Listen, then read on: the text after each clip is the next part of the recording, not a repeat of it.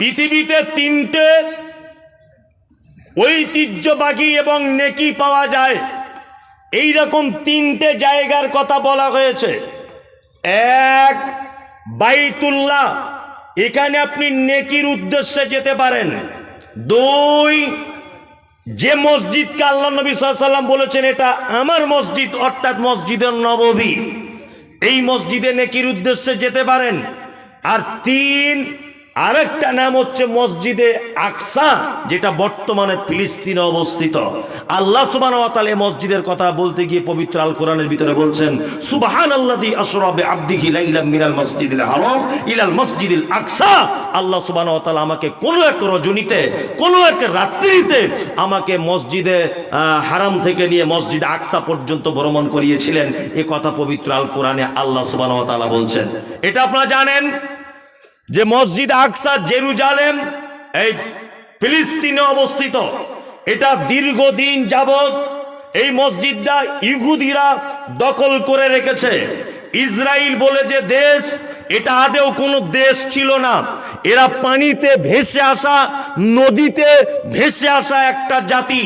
এরা তাদের দেশে টিকে থাকতে না পেরে ওই নদীর পাড় দিয়ে যেতে যেতে ফিলিস্তিনিদের কোনো একদিন বলেছিল কি যে আমাদেরকে একটু বসবাস করার জায়গা দাও।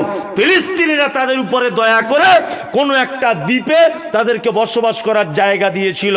এই সেই যাদেরকে জায়গা দিয়েছিল নিজের বুকে মেরে বসে নিজের বুকে এখন ছুরি মারছে।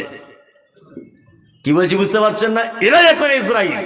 ইসরায়েল বলে কোনো দেশই ছিল না, কোন দেশ ছিল না। পৃথিবীর একটি মাত্র দেশ টোটাল ইসরায়েল। বসবাস করে কতটা দেশে? টোটালে জনসংখ্যা ৮০ লক্ষ, ১ কোটিও নয়। টোটাল ইসরায়েলে ৮০ লক্ষ। এই সেই ইহুদি। আল্লাহ সুবহানাহু ওয়া তাআলা প্রতিটা নবী এবং রসুলকে, বেশিরভাগ, প্রতিটা বলা ভুল হলো, বেশিরভাগ নবী এবং রাসূলকে ইহুদিদের কাছে পাঠিয়েছিলেন। আর এরা এত বদমায়েশ, ইসলামের ইতিহাসে কথার সাক্ষ্য যে এক একজন ইহুদি, এক একজন ৪০ জন, এক এক দিনে ৪০ জন পর্যন্ত নবীদেরকে তারা গাছে বেঁধে সিরিয়াল বা সিরিয়াল তারা জবাই করে দিয়েছে। এরা হচ্ছে সেই ইহুদি। এত খতরনাক। আজকে আপনারা জানেন যে সেই ইহুদিরা চরম পর্যায়ে পৌঁছিয়ে ফিলিস্তিনের মুসলমানগুলোকে মারা হচ্ছে। একটা বাচ্চা মেয়েকে জিজ্ঞাসা করা হচ্ছে, মা তুমি নামাজ পড়ো? বলছে আমি দিনে ৬ ওয়াক্ত নামাজ পড়ি, জোহরে পড়ি, আসরে পড়ি, ফজরে পড়ি, মাগরিব পড়ি, ইশা পড়ি, আর প্রত্যেক ওয়াক্তে জানাজা পড়ি। আল্লাহু আকবার। ফিলিস্তিনের বাচ্চা ছেলেদেরকে গুলি করে দেওয়া হচ্ছে, মেয়েগুলোকে মেরে দেওয়া হচ্ছে। কি অবস্থা! আমি মুমতাজুল ইসলাম, আমি একজন হিন্দু দেশের নাগরিক। এইখান থেকে আমার কোনো রকমের সহযোগিতা করার কোনো পথ নেই। সব থেকে ইতিহাসে এইটা আমার খারাপ লাগছে, সারা ভারতবর্ষের ১৯৪৭ সাল থেকে নিয়ে ২০২৩ সাল পর্যন্ত সারা ভারতবর্ষে যত গুণীজনদের আবির্ভাব ঘটেছে, প্রত্যেক গুণীজন মানবতার নিরিখে সর্বক্ষণ ফিলিস্তিনিদের পক্ষ নিয়েছে। শুধু বর্তমান সরকার ভারতবর্ষের, তিনি এখন ইসরায়েলের পক্ষ নিয়েছেন। এটা জাতির কাছে লজ্জা, এটা আমি মনে করি। বর্তমান যিনি আছেন ভারতবর্ষে, এই সরকার, তিনি শুধু ইহুদিদের সাপোর্ট করছেন। বড় অসহায় তারা। আমরা এখান থেকে সহযোগিতা করতে না পারলেও এই বলে দোয়া করতে পারি, হে কাবার মালিক, তুমি আব্রাহার চক্রান্তকে আবাবিল অর্থাৎ ঝাঁকে ঝাঁকে পাখি দিয়ে তুমি বরবাদ করেছিলে। তুমি ফেরাউন তার চক্রান্ত থেকে নবী মূসাকে বাঁচিয়েছিলে। আল্লাহ, তুমি নমরুদের চক্রান্ত, নমরুদের আগুন থেকে তুমি ইব্রাহিমকে বাঁচিয়েছিলে। ঠিক তুমি যেমন আব্রাহাকে যেমন চিহ্নিত করে তাদেরকে ধ্বংস করেছো। হে কাবার মালিক, তোমার কাছে অকুল আবেদন, যারা প্যালেস্তাইনের বা যারা জেরুজালেমের মুসলমানদেরকে যারা অন্যায়ভাবে হত্যা করছে, আল্লাহ তুমি সেই সমস্ত ইহুদিদেরকে চিহ্নিত করে তাদেরকে তুমি পৃথিবীতে নিস্তেনাবুদ করে দাও। বলুন আমিন। একটু জোরে বলুন আমিন। শুনুন, একটা কথা বলি, আপনাকে আবার বলতে চাইছি, এটা অন্তত পক্ষে প্রত্যেক দিন এখন দুটো দোয়া করবেন। এই কথা সোশ্যাল মিডিয়াতে গেলে খারাপ হতে পারে, তারপরেও বলছি, এক, মসজিদে আকসার দুশ্মন, ইমানদারের দুশ্মন ইহুদিরা, আল্লাহ যেন তারা ধ্বংস হয়ে যায়, এই দোয়া করবেন। 2, আর একটা দোয়া করবেন, আমাদের পার্শ্ববর্তী দেশ, তার নাম হচ্ছে বাংলাদেশ। এই দেশের সরকার বর্তমান যিনি আছেন শেখ হাসিনা, মারাত্মক সরকার, এত বড় সরকার যে সহি হাদিস কোরআন বললেই তার থাকার জায়গা জেল। মিজানুর রহমান আজহারি দেশ থেকে তাড়িয়ে দেওয়া হলো। বাংলা এপার বাংলার ওপার বাংলার হাদিস এবং কোরআনের ভাগ গর্জে ওঠে শিরক এবং বিদআতের বিরুদ্ধে। নাম হলো তার আব্দুর রাজ্জাক বিন ইউসুফ। 500 কোটি টাকার মামলা দেওয়া হয়েছে। এটা আপনি জানেন যে বাংলাদেশের একজন মুফাসসিরে কোরআন আল্লামা দেলওয়ার হোসেন সাইদি 11 থেকে 12 বছর 13 বছর জেল খাটার পরে লোকটাকে পৃথিবী থেকে চলে যেতে হলো, আর মানুষের সামনে কোরআনের তাফসীরের জন্য কোনোদিন ফেরত আসতে পারলেন না। আমির হামজা মনোমুগ্ধকর ভাবে তিনি তাফসীর করতেন, একজন কোরআনের হাফেজ, একজন মুফতি সাহেব মানুষ। আল্লাহু আকবার। লোকটা দীর্ঘদিন জেলখানাতে বন্দী হয়ে রয়েছে। অসংখ্য আলেম ওলামাদেরকে জেলখানাতে বন্দী করে রাখা হয়েছে। আগামী 1 থেকে 1.5 মাসের ভিতরে বাংলাদেশের নির্বাচন। আপনি অন্ততপক্ষে মুসলিম যদি হন, আলেম ওলামাদের যদি আপনি বন্ধু হন, আপনি যদি কোরআনের পক্ষে যদি হন, এই দোয়া করবেন যে আল্লাহ যেন হাসিনার নৌকা এবারই ডুবিয়ে দেয়। এই দোয়া করবেন, এইবারই যেন তার নৌকা ডুবে যায়। একটা মুসলিম দেশ, একটা মুসলিম কান্ট্রিতে হক কথা বলা যায় না। ওর থেকে আমি মমতাজুল ইসলাম হিন্দু কান্ট্রিতে বসবাস করার পরেও হক কথা, সহিহ হাদিসের কথায় দেশের মাটিতে বলতে পারি। এই দেশের মাটিতে আমি যে কথা বলতে পারি সেই কথা বাংলাদেশের কোনো বক্তা বলতে পারবে না। মানে আমাদের দেশের হিন্দু রাষ্ট্রের থেকেও মুসলিম রাষ্ট্র হিসেবে সরকার একেবারে নিকৃষ্টতম। নামে মুসলিম, নামে শুধু মুসলিম। দোয়া করবেন এদের জন্য, আল্লাহ যেন ওদেরকে হেদায়েত দান করে, আর না হলে নৌকা ডুবিয়ে দেয়। নৌকা ডুবে যাক, এটাই আমরা চাই। কি বললাম বুঝলেন না? তাহলে আলেম ওলামারা একদম খোলা পরিবেশে তারা বক্তব্য রাখতে পারবে, তাই তো? দোয়া করবেন। রাত্রি 12:30 বাজে। আর একজন ভাই বলতে চেয়েছেন আমাদের বেনাদা মাঠে আইল নিয়ে কাটাকাটি হয়, আপনি কিছু কথা বলেন, অনুরোধ রইল। আইল মানে বুঝলাম না আমি। ও জমি যেটা ডিভাইডেড, মাঝখানে যেটা থাকে পার্টিশন। আচ্ছা আচ্ছা আচ্ছা আচ্ছা, মানে এরকম লোক আছে। আল্লাহু আকবার। ওই লোকটা আবার মসজিদে এসে নামাজে কাতারে দাঁড়িয়ে বলছে সবাই কাতার সোজা করে নেন, কাতার বেঁকে গেলে নামাজ হবে না। যে লোকটা জমির আইল কেটে বেঁকিয়ে দিয়ে এসেছে, ও এসে বলছে কাতার সোজা করে নেন, নামাজ হবে না। এরকম লোক আছে না নেই? আছে। আল্লাহু আকবার। এটা একটি মারাত্মক অপরাধ। সর্বপ্রথম একটা জিনিস শুনে রেখে দেন, সেটা হচ্ছে এই, আমাদের নবী মুহাম্মদ সাল্লাল্লাহু আলাইহি ওয়াসাল্লাম তিনি বলেছেন মান কানা ইউমিনু বিল্লাহি ওয়াল ইয়াউমিল আখির ফালিউজি জারাহু। ওই লোক আল্লাহকে বিশ্বাস করে না, ও লোক কিয়ামতকে বিশ্বাস করে না, যে লোক তার প্রতিবেশী, তার মেহমানের সঙ্গে অসৎ ব্যবহার করে।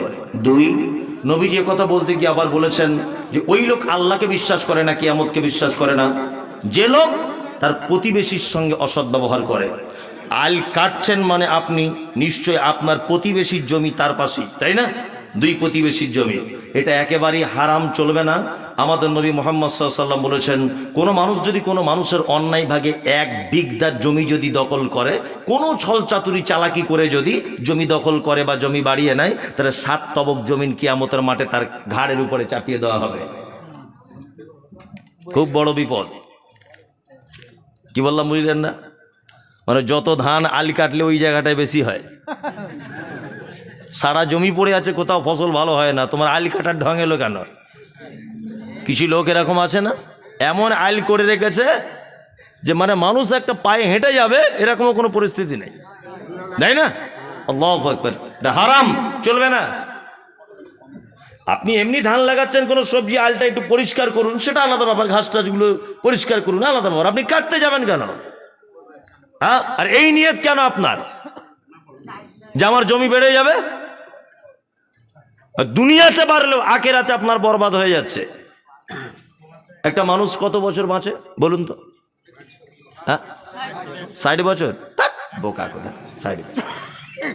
60 বছরের মধ্যে 30 বছর ঘুমায়, ঘুমায় না? ঘুমায়। বেঁচে থাকলো তাহলে কত বছর? 30 বছর। 30 বছরের মধ্যে বাচ্চা কাল 10 বছর পর্যন্ত মাইনাস করে দাও। ওর কোনো বুদ্ধি শুদ্ধি কিছু হয়নি, 10 বছর পর্যন্ত ন্যাংটে খেলেছে পাড়াতে, থাকলো কত? 20। এইদিকে আবার তুমি 5 বছর মাইনাস করো, মাথায় কাজ করবে না, বুড়ো হয়ে যাবে, মুখে দিয়ে লালা পড়বে, থাকলো কত বছর? 15 বছর। 15 বছরের মধ্যে পায়খানা আছে, গোসলখানা আছে, যে বাজার করতে যাওয়া আছে, এটা ওটা আরো অনেক কিছু আছে, আরো 5-7 বছর মাইনাস করে দাও, থাকলো 10 বছর নিট বেঁচে থাকে। এই 10 বছরের জীবনের জন্য তুমি বেটার জন্য জমি বাড়াইতে যাচ্ছ? হ্যাঁ, অনেক মানুষ আছে না, বলছে বেটাগুলোকে একটু নিজের পায়ে দাঁড় করিয়ে দিই। তোমার বাপ তোমাকে দাঁড় করিয়ে দিয়ে কবরে শুয়ে আছে, সপ্তাহে একদিনও তোমার বাপের কবরের পাশে গিয়ে হাত তুলে দোয়া করেছ? একবারও যায় না বছরে। ঈদ কুরবানির দিনে, তাও আবার কুরবানির দিনে দোয়া করতেই হবে, এই মনে করে গেলে বেদাত হয়ে যাবে, এটাও যেন মাথায় থাকে। কুরবানির দিন আর ঈদের দিনে আমার আব্বার কবর জিয়ারত করতেই হবে, এটা মনে করে গেলে আবার বেদাত হবে। বেদাত মারাত্মক ভয়ঙ্কর পাপ, গুড়ের থেকে মিষ্টি, কিন্তু ফলাফল খুব তিতো। বেদাত গুড়ের থেকে মিষ্টি, ফলাফল খুব তিতো। নবীজি বলেছেন কুল্লু বিদআতিন যালালা কুল্লু যালালাতিন ফিন্নার। প্রত্যেক নতুন কাজ ভ্রষ্টতা, প্রত্যেক ভ্রষ্টকারী স্থান ফি মধ্যে, নার মানে আগুন। খুব সাবধান, জমির আলটাল কাটিয়েন না, একেবারেই কাটিয়েন না। যারা কাটছেন ভাই, আপনি দয়া করে এগুলো বন্ধ করার চেষ্টা করুন, দয়া করে বন্ধ করার চেষ্টা করুন। যাই হোক, এটা মাদ্রাসার জলসা। আমি অনেক জায়গাতে এসেছি মাদ্রাসায়, আমার অনেক জায়গাতে অনেক অভিযোগ থাকে, অভিমান থাকে। হাদিস এসেছে কি, আত্তাহুর শাতরুল ঈমান, শাইখ বসে আছেন জানেন, নবীজি বলছেন পরিষ্কার পরিচ্ছন্নতা ঈমানের অঙ্গ, তাই তো? পশ্চিমবাংলার যত মাদ্রাসায় জলসা করতে গেছি, কোনো মাদ্রাসায় দেখলাম না যে বাথরুম বা মাদ্রাসার রুমগুলো একটু পরিষ্কার পরিচ্ছন্ন, ঢোকাই যায় না, এত গন্ধ আর এত নোংরা।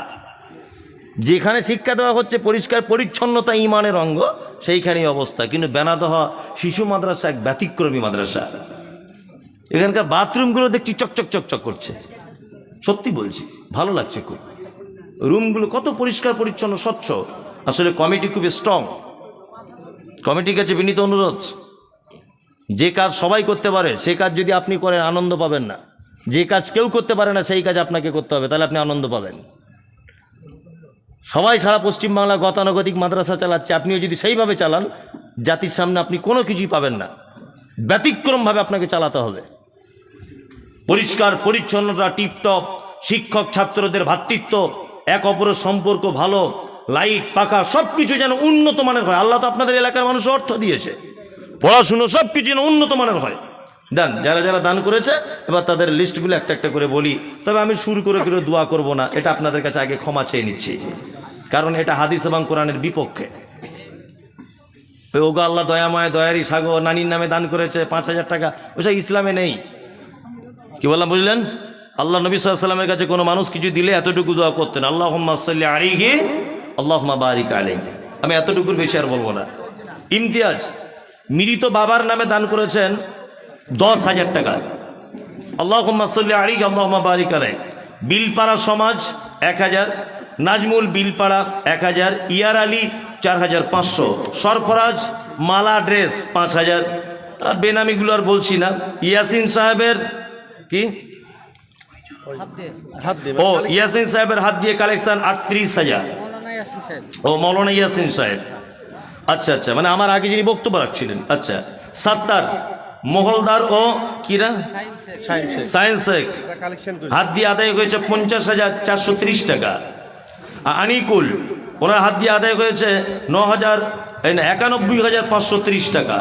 নাকের হয়েছে একটা, বেনামিতে একজন দিয়েছে 15,000, সামিরুল 6,000, ইব্রাহিম 5,000, হারুন রশিদ 5,000 টাকা। বেনামিগুলো বলছি না, রফিকুল ভাই 5,000, এটা কি হরেকনগর কি না? রফিকুল ভাই। সায়েম মহলদার সাত্তার, মহলদারের হাত দিয়ে আদায় 9,835 টাকা। আনিকুল, ওনার হাত দিয়ে আদায় হয়েছে 5,810 টাকা। জুম্মাত শেখ হাডোয়ার, উনি দিচ্ছেন 15,000 টাকা। ইমরান মহলদার সম্পাদক 5,000।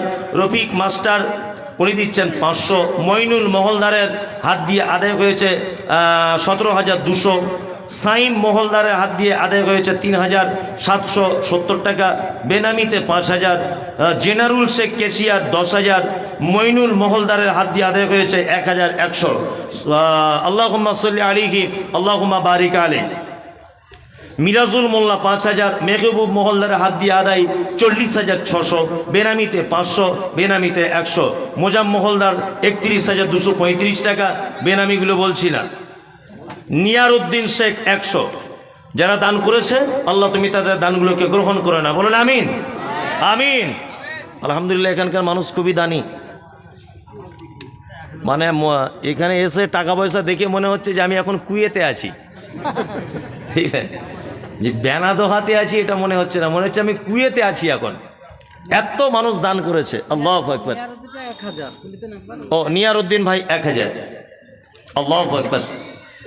মানে এত আনন্দ পেলাম আজকে যে যেটা প্রকাশ করতে পারছি না, এত চারিদিক দিয়ে। আল্লাহ আপনাদের দিনের জন্য কবুল করুক, আমিন। আমি বিশেষ করে দোয়া করি যারা মাদ্রাসার শিক্ষক মহোদয়রা আছেন বা পরিচালনার কমিটি যারা আছেন, আপনার জন্য অনুরোধ যে আপনারা মাদ্রাসাটাকে এমনভাবে গড়ে চলুন যে বেলডাঙ্গার একটা ব্যতিক্রমী মাদ্রাসা হিসেবে যেন বিবেচিত হয়, ইনশাল্লাহ। আর ভাই আপনার কি গজল, তোমার নানির গজলটা বলি, গজল মাশাআল্লাহ। এক মিনিট। আদেশ করিল আল্লাহ পবিত্র কোরআনে, আর বিবাহ করিতে যত আদম সন্তানের, কোরআনে আদেশে আল্লাহ যদি না করিত মানুষের বংশ সব ধ্বংস হয়ে যেত। কিন্তু হয় বর্তমানে হতেছে এমন, বেটির বিয়েতে বেটার বাপ নিচ্ছে কত পণ। কেহ সোনা দানা নিচ্ছে, কেহ টাকা করি, কেহ জমি জায়গা নিচ্ছে, কেহ নিচ্ছে বাড়ি। আবার কত বাপজি বলে নিব না কপন, বেটা বেটি সাজিয়ে দিক বিয়াই আপন। টাকার বেলায় সাধু সাজে, জমির বেলায় চোর, বর্তমানে বেটার বাপ এমনি হারাম খোর। চোর লোকে চুরি করে অন্ধকারে হলে, বেটার বাপ করে চুরি দিনের উজ্জ্বলে। হাইরে বেটার বাপ তুমি এমনি লোভী হলে, টাকার বদলে বেটা বিক্রি করিলে। বেলডাঙ্গার ঘাটে শুনি বিক্রি হয় পাঁঠা, পাঁঠার মতো বিক্রি করো তোমরা নিজের বেটা। হাইরে বেটার বাপ তুমি এমনি লোভী হলে, পাঁঠার মতো বেটা বিক্রি করিলে। তোর জন্য কত নারী বিষ পান করে, কত নারী গলায় দড়ি দিয়ে ঝুলে পড়ে। এর জন্য কে বা দায়ী জানো বেটার বাপ, শত শত বেটির বাপরা দিচ্ছে অভিশাপ। শেষ, ছেড়ে দিই ভাই, আদায় তো বললাম। হেই ফালতু গিয়ে না, তোমরা আমাকে খাপা পেয়েছো নাকি? এ ভাই আদায় আপনারা কিছু দেন। আমি একজন মেহমান মানুষ, মুসাফির, আল্লাহর হস্তে কিছু আমার হাতে দেন অন্তত। কারণ আমি কমিটির কাছে তাছাড়া একটু নিজেকে খারাপ মনে হচ্ছে যে আমার দ্বারা 1 টাকা আদায় হলো না। দেন অন্তত পক্ষে দেন কিছু, মেহেরবানি করুন। আপনার 5টা লোক 1,000 করে দেন, তাহলে আমি একটা গজল শুনিয়ে দিচ্ছি। মাশাআল্লাহ, একজনাই তো কামাল করে দিয়েছে 5,000। আব্দুর রহিম, তাই নাকি? চেহে নিতে হবে। আসলে মানুষ তো এখন রং চং পছন্দ করে, তাই না? মাশাআল্লাহ, জি জি জি, হ্যাঁ ঠিক আছে, আমি আছি, কোনো সমস্যা নেই। 5,000 টাকা আব্দুর রহিম উনি দিচ্ছেন 5,000। আর একটা লোক ভাই একটু মেহরবানি করে বলে দেন, আর একটা লোক বলুন, আর একটা লোক বলুন যে আমি 5,000 টাকা দিব, মুসাফির মানুষ দোয়া করবো। আর একটা লোক মেহরবানি করুন। এতক্ষণ আমি আপনাদের একটাও কিন্তু বদনাম করিনি, সারাক্ষণ বেনাদোহা ভালো ভালো ভালো এটা বলে গেছি, কিন্তু বলে যায়নি। তো অন্তত এই জায়গাটা এসে একটু দেখার ব্যাপার আছে। আরে একটা লোক মেহরবানি করে বলুন যে আমি আর 5,000 টাকা দিব ইনশাল্লাহ। বলুন, আব্দুর রহিম সাহেবের মতো একজন। কেউ নাই? চালাকি করিয়েন না, টাকা আছে তবুও দিচ্ছেন না তো। চালাকদের বেশি দিন টিকিট নাই। কি বললাম বুঝলেন তো? বেশি চালাকি করিয়েন না। যারা আপনারা এখানে বসে আছেন, আপনাদের কাছে অনুরোধ, আর একটা লোক অন্তত পক্ষে দেন। আব্দুর রহিম সাহেব দিয়েছেন 5,000 টাকা। আল্লাহুম্মা সাল্লি আলাইহি আল্লাহুম্মা বারিক আলাইহি। আল্লাহ তুমি তার মালে বরকত দাও, বলুন আমিন। আল্লাহ তুমি তার পরিবারের সচ্ছলতা দান করো, শান্তি দাও, আমিন। যে আশা নিয়ে তা দান করেছ আল্লাহ তুমি তার আশা নিয়ে পুরো করে দাও। আর একজন আসছে, কত? 1000 টাকা, মাশাআল্লাহ। আর একজন ভাই দিয়েছেন 1000 টাকা। আপনাদের এতক্ষণ ধরে বসে আছেন তো আপনাদেরকে একটা জিনিস শোনাই। অনেক মানুষের টাকা আছে তবুও দিতে চাইছেন না, তাই না? হ্যাঁ, দিতে চাইছেন না। তবে যারা চালাক লোক তাদের তো বিপদ খুব। এটা সোশ্যাল মিডিয়াতে বলেছি অনেক পুরাতন আগে, আবার আজকে ডাইরেক্ট বলছি। দুটো বাচ্চা ছেলে একটা কমলা লেবুর গাছ থেকে 2 ব্যাগ কমলা লেবু চুরি করেছে, 2 ব্যাগ নে। দুজনা তখন বলা বলি করছে, কমলা লেবু তো চুরি করলি, ভাগ করবি কোথায়? তখন বলছে এক কাজ কর, ফটিকদের গোয়াল ঘরে চ। বলছে ওরে বাবা, ফটিকের মা সাংঘাতিক ডেঞ্জারে, ধরে ফেলবে। বলছে তাহলে ওই আব্দুল গফুরদের ওই ইয়েতে চল, বৈঠকখানাতে। বলছে ওখানেও যাওয়া যাবে না, ওখানেও লোক বুঝতে পেরে যাবে।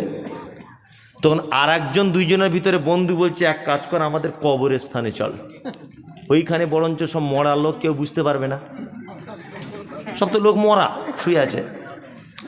এখন দুজনা কবরস্থানের গেট খোলার সময়তে 2টো কমলা লেবু পড়ে গেছে। তো অনেক আছে ব্যাগে, ওই জন্য 2টো আর বেশি গুরুত্ব দেয়নি, বলছে পড়ে গেছে যাক, চল আগে ভিতরে চল। ভিতরে গিয়ে 2টো কমলা লেবুর ব্যাগ এক জায়গাতে রেখে ভাগ করছে, এটা তোর, এটা আমার, এটা আমার, এটা তোর, এটা তোর, এটা আমার, এটা আমার, এটা তোর, ভাগ করছে। এখন ওই গ্রামের একটা লোক খুব মদ টদ পান করে, মাতাল। ও এখন কবরস্থানের সাইড দিক দিয়ে আসছিল। ও এখন শুনতে পেয়েছে এটা তোর, এটা আমার, এটা তোর, এটা আমার, শুনতে পেয়েছে। ও এখন মনে মনে ভাবছে তাহলে মনে হয় জান্নাত থেকে আর জাহান্নাম থেকে ফেরেশতা এসছে, মরা মানুষ মনে হয় সব ভাগ হচ্ছে। তাছাড়া কবরস্থানে এই আওয়াজ হচ্ছে কেন? তখন মাতাল ভাবছে তাহলে আমার আব্বা মারা গেছে 15 দিন আগে, তাহলে আমার আব্বা এখন কোন দলে থাকবে বোঝা তো মুশকিল। ইমাম সাহেবের কাছে যাই, দুয়া টুয়া করে যদি জান্নাতের গাড়িতে তুলে দেওয়া যায় তাহলে আলহামদুলিল্লাহ বাঁচা যাবে। না, ইমাম সাহেবের কাছে গেছে। ইমাম সাহেবকে গিয়ে ঘুমাচ্ছিল, আর নাকে সরিষার তেল দিয়ে ঘুমাচ্ছে দুপুরবেলাতে। ও সামাউন ভাই, ও সামাউন ভাই, ও সামাউন ভাই, কি হলো? আরে ভাই উঠুন, কবরে সব মাল ভাগ হয়ে যাচ্ছে, তাড়াতাড়ি চলুন। কবরে ভাগ হয়ে যাচ্ছে। ইমাম সাহেব তো বুঝতে পেরেছে মদ পান করেছে, মাতাল। ইমাম সাহেব বলছে ভাই ফালতু ঘুমটা তুমি ভাঙিয়ে দিলে। বলছে না, আপনাকে যেতেই হবে, হাত দুটো ধরে বলছে আপনার দোয়া করে দেবেন, গিয়ে কবরের সাইডে আমার আব্বা যেন অন্তত জান্নাতের গাড়িতে ওঠে। 2 গাড়ি মনে হয় এসছে। ইমাম সাহেব দেখছি এ তো মাতাল ভুলভাল বকছে। ইমাম সাহেব বলছে তাহলে 500 টাকা দাও। ও দেখছে বেতন তো কম, যা হয় তাই লাভ। ইমাম সাহেব একেবারে মাথায় টুপি দিয়ে আর সেন মেরে আর ডান হাতে ঘড়ি আর যাচ্ছে কবরস্থানের দিকে। ইমাম সাহেব গিয়ে দেখছে অরিজিনালি তাই চলছে, এটা তোর, এটা আমার, এটা আমার, এটা তোর। ইমাম সাহেব ঘাবড়ে গিয়ে বলছে শালা ঘটনা কি, কবরস্থানে এরকম আওয়াজ হচ্ছে কেন? মনে রাখবেন গল্পটার, যে প্রথমে ঢোকার সময় 2টো কমলা লেবু পড়ে গিয়েছিল, মনে আছে? মনে আছে। আর ইমাম সাহেব দোয়া করছে খুব জোরে, রব্বানা আতিনা ফিদ দুনিয়া, আল্লাহ যেমন হোক করে মাতালের বাপকে জান্নাতের গাড়িতে তোলো না, খুব দোয়া করছে। ওদের দুজনের কমলা লেবু ভাগ করা শেষ, তখন একজন একটু জোরে বলছে এই গেটের মাল 2টো কাট। ইমাম সাহেব গেটে দাঁড়িয়ে দোয়া করছিল, ও ভাবছে তাহলে বাচ্চারা আমাদের দিকে আসছে নি। ইমাম সাহেব দোয়া বাদ দিয়ে কাছা বেঁধে মাঠে মাঠে ছুটছে, বুঝলেন তো? মানে বোঝা গেল অতি চালাকের গলায় দড়ি। টাকা আছে তবুও দিতে চাইছেন না তো। আল্লাহ বলছে আমাকে চিনো না। গরু দেখেছেন? গরু বদমাইশি করলে কি করে মালিক? বড় একটা মারে, বড় বাঁশ নিয়ে গলায় টাঙিয়ে দেয়, তাই না?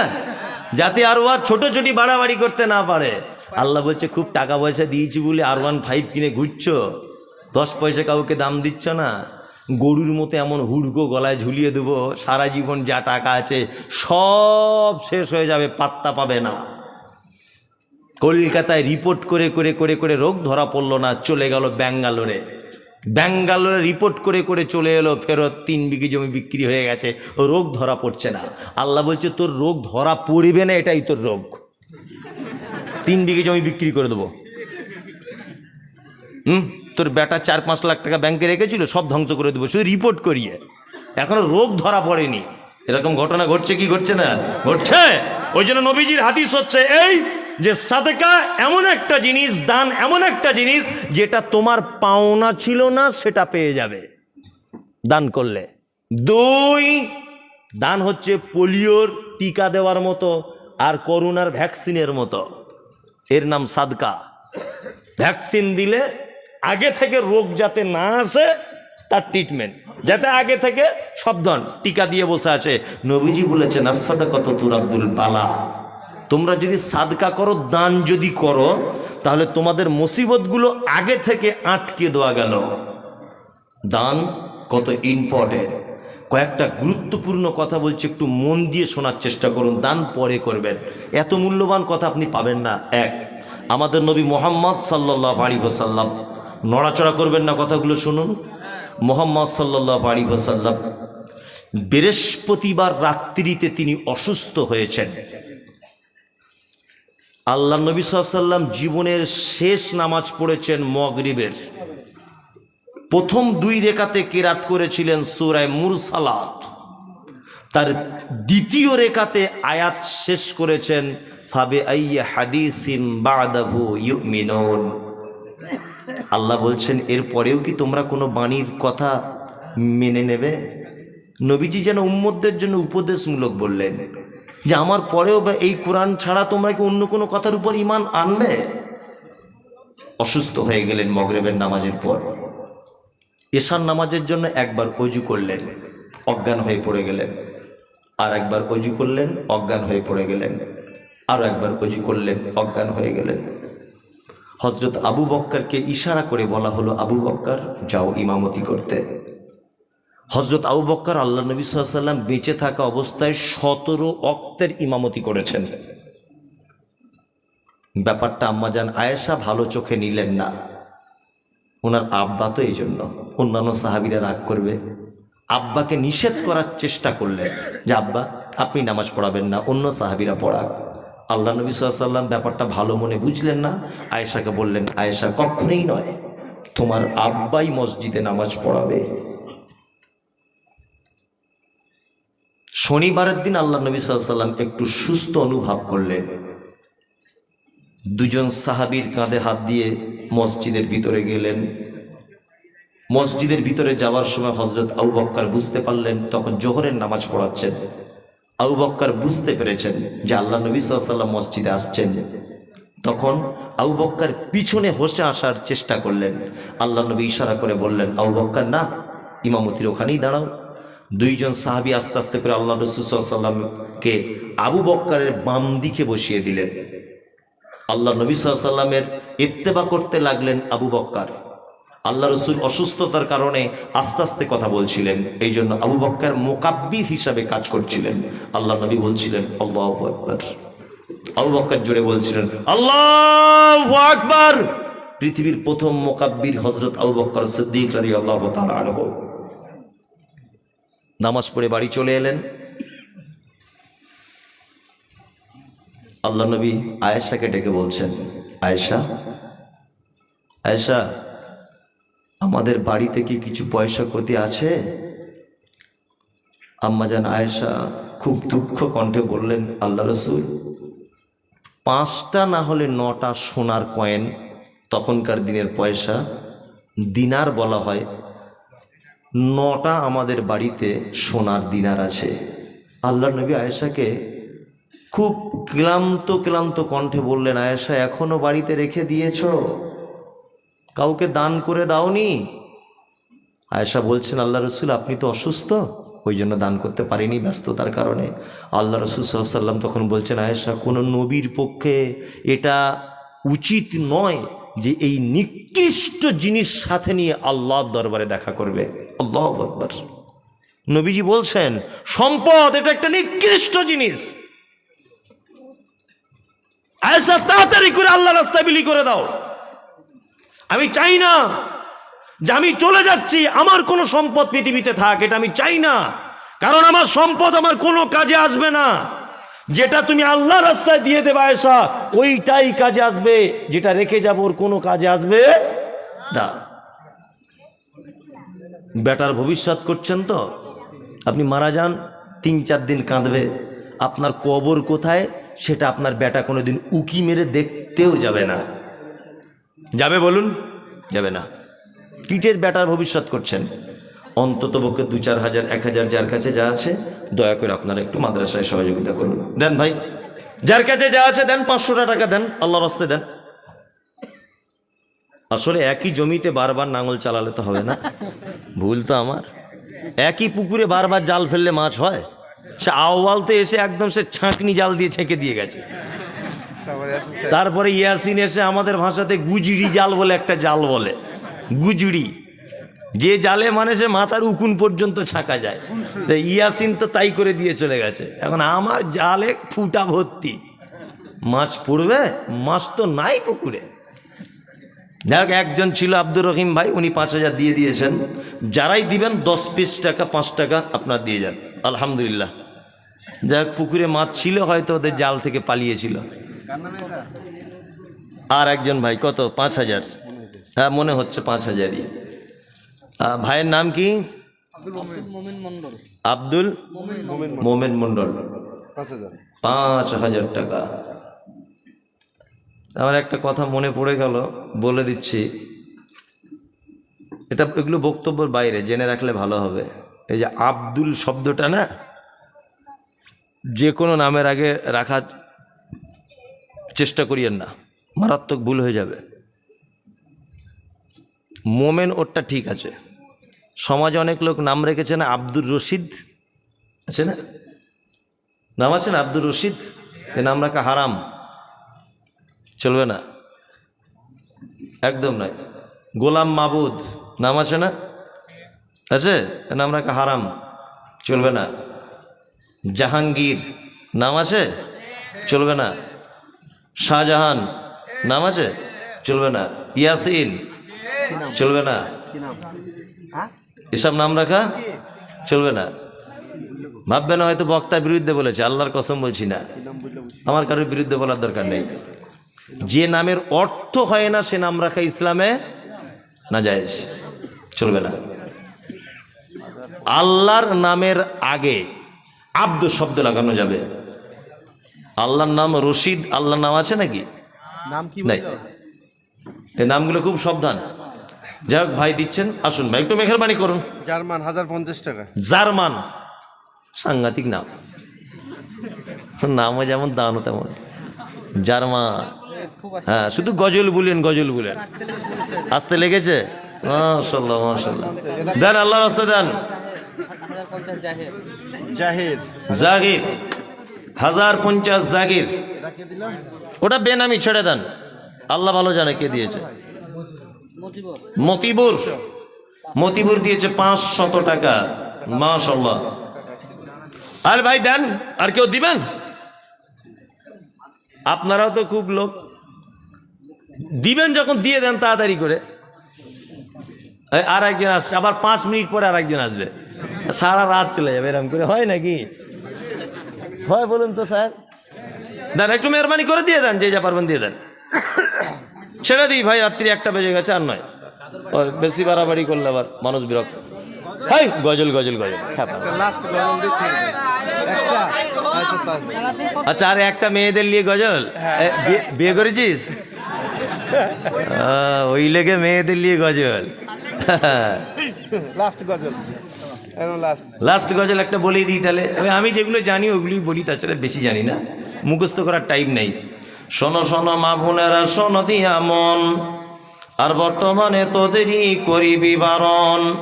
সকাল সন্ধ্যা জানলার ফাঁকে আয়না লইয়ে হাতে, নিজে হাতে মাথার চুল কাঁচি দিয়ে কাটে, নিজের হাতে কাপড় কিনে দর্জি ঘরে ঢোকে, বুক ফুলিয়ে জামার মাপ দেয় দরজিকে, পেট কাটা পিঠ কাটা নেই কো বোতাম বুকে, 1 মিটার কাপড় কিনে 6 মিটার ঢাকে, আবার কত বোনের জামা পা বরাবর, হেলে দুলে রাস্তা চলে খুঁজছে যেন বর, নাইটি পড়ো ভালো করো শরীর থাকে ঢাকা, বলো দেখি ও বোনটি মাথা কেন ফাঁকা, গরিব লোকের মেয়ে দেখো ভাত নাই তার ঘরে, এত দামি পোশাক তুমি পাচ্ছ কেমন করে, এসব কথা বলতে গেলে বোঝা ওঠা দায়, সবার চেয়ে বেশি লাভ গরুর ব্যবসায়।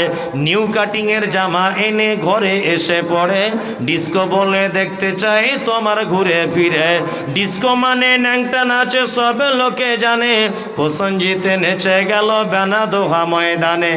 আজকাল নারী যুবক ডিস্কো দাবি করিতেছে, নায়ক নায়িকার মতো তারা ন্যাংটা নাচে নাচে।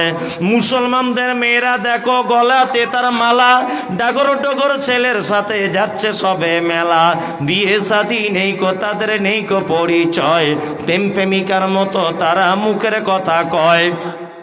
আবার কত বোনকে দেখি বাজারেতে ঘরে, লম্বা লম্বা মাথার চুল টাইট প্যান্ট পরে। সত্য কথা বলছি আমি, রাগ করে তো করুক, নারী পুরুষ সবাই মিলে পড়তেছে শুট বুট। যুবক ছেলের মতো তারা পকেট লাগায় বুকে, টাকায় আছে বলে যদি চোরে পকেট কাটে।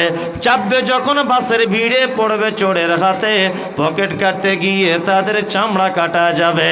একই নীতি নারীর গতি বোঝা মুশকিল, অধেক রাতে স্বামীকে ফেলে পালায় কুলে খিল। আবার কত বোন বলে আমরা বড় সতী, পর পুরুষের মুখ দেখি না ঘরের ভিতর থাকি। কি বলিব লজ্জার কথা বলতে পারি না, হঠাৎ শুনি অমুকের মেয়ে হলো ছেলের মা। হাজির বেটার বিয়ে হলো কাজীর বেটির সাথে, হাজির বেটার বিয়ে হলো কাজীর বেটির সাথে। কাজীর বেটি বলছে আমি যাব সিনেমাতে, হাজির বেটা বলে ওগো বাপ যে আমার হাজি, ওগো বিবি তোমার কথায় কেমনে হব রাজি। কাজীর বেটি দুঃখ মনে কথা নাকি বলে, হাজির বেটা পড়লো ফেরে বোঝাই কোন ছলে। সিনেমা দেখা মেয়ে মানুষ ঘরে রাখা দায়, অবশেষে রাজি হতে হলো নিরুপায়। হাজির বেটা বলে শোনো শোনো গো সুন্দরী, আমার স্যুট আমার জামা পড়ো তাড়াতাড়ি। দুই বন্ধুর মতো তারা গেল সিনেমাতে, রাস্তা তাদের জানা আছে সন্দেহ নাই তাতে।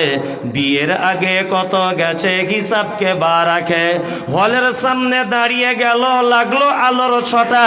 অনেক দিনের পুরাতন বন্ধুর সাথে হলো দেখা, বন্ধু বলে ওরে বন্ধু এটা কে তোর হয়, বন্ধু বলে ওটা আমার শালার পরিচয়।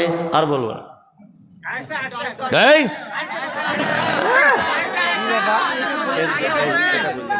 দর্শক বাড়ি যাবে না তো? বেনামি মৃত মা বোনের নামে 700, জাহিরুদ্দিন শেখ 4000, সৌরভ 500। বেনামি বলার দরকার নাই। আশরাফুলের ছেলে 2500 টাকা, রবি শেখ 10,000, বেনামি 500। শেরফুল দিয়েছে 200, বেনামি বলার দরকার নাই। জি লোক বাড়ি না। যাবে না তো? লোক বাড়ি যাচ্ছে না?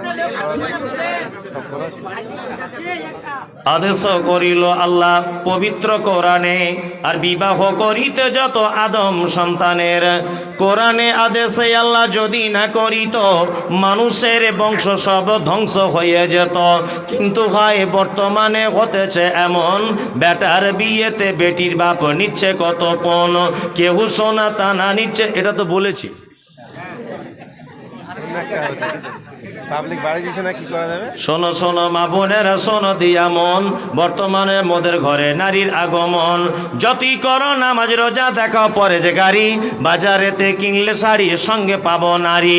আসল নারী মা হাওয়া এলো দুনিয়াতে, ওই নারী হতে এত নারী হিসাবকে বা রাখে। বর্তমানে দেখি শুধু নারীর আমদানি, নারীর ফটোয় ব্যবসা চালায় হাজারো দোকানি। মৌলবী ও মাওলানার গাজী গাজী ভাই, বর্তমানে নারীর হাতে বাঁচার উপায় নাই। রেডিও টেলিভিশন আরো সিনেমা হলে দলে দলে যাচ্ছে পুরুষ নারী আছে বলে। নববর্ষের দিনে দেখো হাজার দোকানদার, নববর্ষের দিনে দেখো হাজার দোকানদার নারী মার্কা ফটো দিয়ে দিচ্ছে ক্যালেন্ডার।